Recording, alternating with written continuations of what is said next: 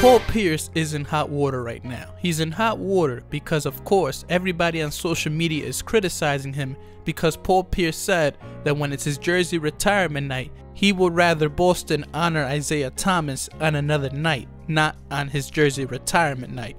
And of course, you got people like Nick Wright that are saying that's kind of petty. Nick Wright said that it's kind of petty because, of course, what's wrong with 2 minutes? What's wrong with giving Isaiah Thomas, who gave his heart for Boston, be that as it may, one season, but gave his heart all out to Boston, what's wrong with giving him 2 minutes before your retirement ceremony? That's what Nick Wright is arguing right now. Then you have guys like Skip Bayless that are saying if he doesn't want to share his jersey retirement night with Isaiah Thomas, of course, then he doesn't have to. Paul Pierce deserves it.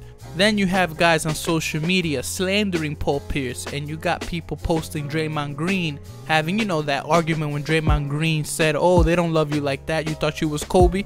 So you have that situation where everybody's reposting that. Now here's my take on the whole Paul Pierce situation and whether he's petty or not.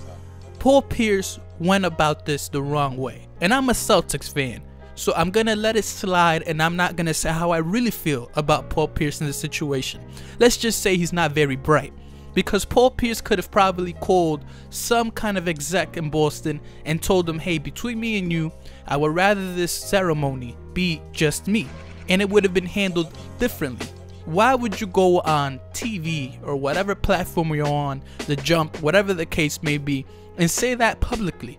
You know better. Paul Pierce, out of respect for you, because I'm a Celtics fan and you gave me a lot of good moments, even though there were a lot of bad ones when I was growing up, I'm gonna have to say that that wasn't very smart. And I'm gonna say that as respectful as possible. That wasn't very smart. What the hell were you thinking, going on public TV and saying, oh, I don't think they should honor Isaiah Thomas when they're giving my jersey retirement ceremony or whatever the case may be. You know how the media is going to react to that. That wasn't very smart.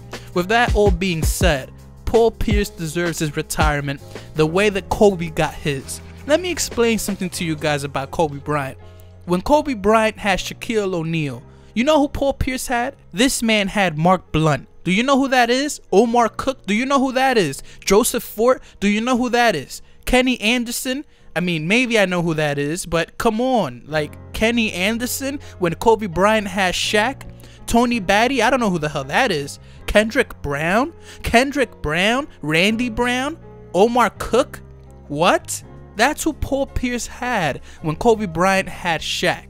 It wasn't until much later that Paul Pierce got Garnett and Ray Allen, and by that point, Kobe had Gasol, Lamar Odom. He had the squad still. It's no comparison. Pierce had nobody all his time in Boston Celtics history. He had nobody. Kobe Bryant had all the help in the world, and Paul Pierce had nobody. This man had nobody. It was looking ugly in Boston when this man was playing.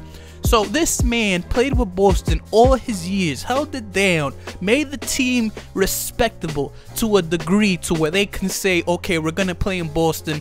There's 4 other scrubs that are starting, but at least we got Paul Pierce to worry about. That's what Paul Pierce brought to the table. He brought respect. The man could shoot the ball. The man could defend. The man had it all, but the man unfortunately wasted his prime in Boston. Yeah, I'm going to say it. The man wasted his prime in Boston because Boston didn't have the right pieces around Paul Pierce. I'm going to say it like that. When Kobe had Shaq, Paul Pierce had Theo Ratliff. No, he didn't really have Theo Ratliff, but he had guys like Theo Ratliff who weren't very good.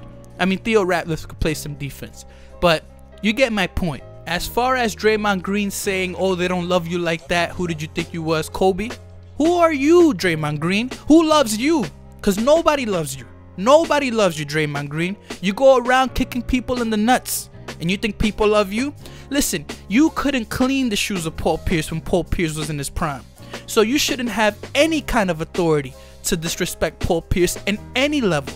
Paul Pierce was right up there with the Vince Carters, the Tracy McGrady's, the Kobe's, all in their prime. Paul Pierce was up there, but Paul Pierce had no help. The man had no help, and when he got the help he deserved late in his career, he won a championship, and he could have won 2 championships if Kendrick Perkins didn't go down in that Game 7 against Kobe Bryant. Do you guys remember that? No, you don't. A lot of people always talk about Paul Pierce losing the rematch. No, that went to a Game 7, and Kendrick Perkins got his ass hurt. People don't talk about that. And then you have Nick Wright saying that Paul Pierce is top 85? Top 85? So you're telling me Paul Pierce isn't even top 40?